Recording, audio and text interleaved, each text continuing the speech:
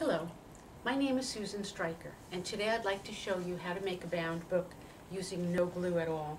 This is what it'll look like when you finish. And here's one that a student spent a year working on. She made it on the first day of art class. She was studying multicultural art, and her first page took place in ancient Egypt, where we made hieroglyphics.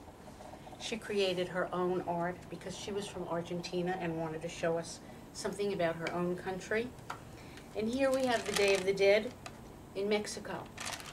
This lettering was all done with magic window lettering, and I'll be teaching you how to do that in another video. To make a book, all that you need are 2 pieces of cardboard that are the same size. It doesn't matter what size they are. Mine are 9 by 12. I also have one sheet of paper that's exactly the same size as my cardboard. Then I'll need 2 sheets of paper that are the same length but too wide, and 2 sheets of paper that are the same width but too long. And I'm going to use one set for each. Take 1 sheet of cardboard and 1 sheet of paper that's the correct width but too long, and wrap it around the cardboard. When you're done wrapping it, remove it. Don't leave it on the cardboard. Then take the second sheet, which is the same length but too wide, and wrap that around your cardboard. And once again, remove it. Lay it flat on the table. Take a pair of scissors, and we use scissors in place of a bone. In the early days of publishing and bookbinding, an animal bone was used to bone fold. We're not going to kill an animal to make our book, so we're going to use the plastic end of a pair of scissors. And you can see the difference in the folds. This has been folded, this has been bone folded. So you want to do it on every piece of paper that you fold. Take the back end of your scissors and rub it along the fold to make it sharp and professional looking. Then what you're going to do is put it back on the cardboard. I now have one beautiful side and what I call one ugly side. So naturally, I'm not going to cover the beautiful side. I'm going to cover the side that's not so beautiful. Take my flap and I put it over the cardboard and under the paper. I slide it in. It should go fairly easily. The second one will give you a little bit more trouble. And again, you put it over the cardboard and under the paper. And you see, I'm struggling with it, so I'm going to cheat a little bit. I'm going to take my scissors and I'm going to trim it, just slightly, so that it slips better in. If you can tuck it in without cutting it, it's better because it will have a tighter fit, which you do want. But you see how much easier it is if you cheat and cut it. Now I'm done with my first cover, and now I'm going to make my second. Again, taking one of the sheets of paper. This one is the same width, but too long. Wrap it and remove it. And then take the piece that's the correct length, but too wide. Wrap it.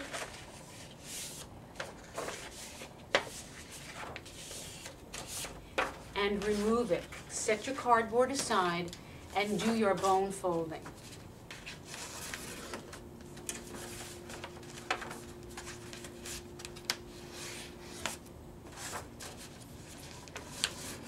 When you're binding a book, any fold that you need to make should be bone folded. I'm going to wrap this around and it's going to be a nice tight fit.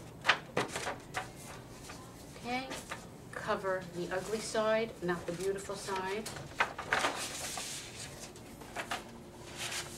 You can expect the first one to be very easy. It slips right in. You can even leave your paper open while you do that. makes it even easier. Again, over the cardboard, under the paper.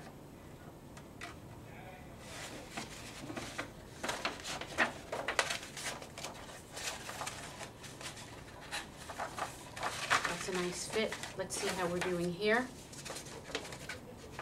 Over the cardboard, under the paper. I'm going to cheat. I'm going to just cut the littlest bit off the end. It looks a little bit like an envelope when you do this. Don't take too much off because you want a nice tight fit. Over the cardboard, under the paper. I now have my front and back cover, and I want to connect them. So I'm going to use that one sheet of paper that I saved, and I'm going to fold it, what we call the hot dog fold, long and narrow. And of course, I'm going to bone fold it. This is going to be the page that I bind my book together with. I now have the interior of my book. These are the pages that you're going to mount your art on. These are marked at the halfway point with a very slight fold, but of course, I'm going to bone fold them. And I'm going to bone fold them separately. I'm not going to do all three sheets together. And by the way, you can put as many sheets in your book as you want. And if as you work, you find that you need more sheets, you can always add them later. So don't worry about figuring out how many pages you need now. Now I'm done with my scissors. I'm going to open the pages of my book now. Don't leave them folded when you start to bind your book. I now stack them like pancakes, 3 with the smallest one on the bottom.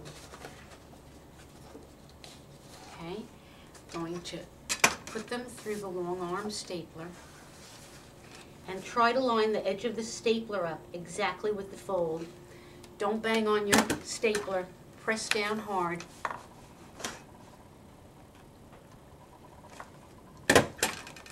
And of course, as the year goes by and we use our books a lot, that back can open. So I'm going to flip it over and I'm going to do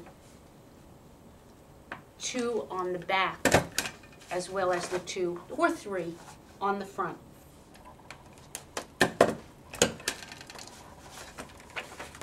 This is my binding page, and that's the one that I slip in, again, over the cardboard, under the paper,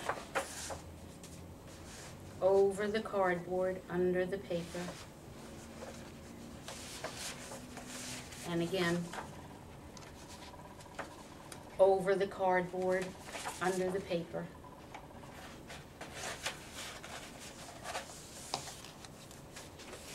And again, here's a perfect book. If you run out of pages, open your book to the center and add another page that you folded and bone folded and staple it right in.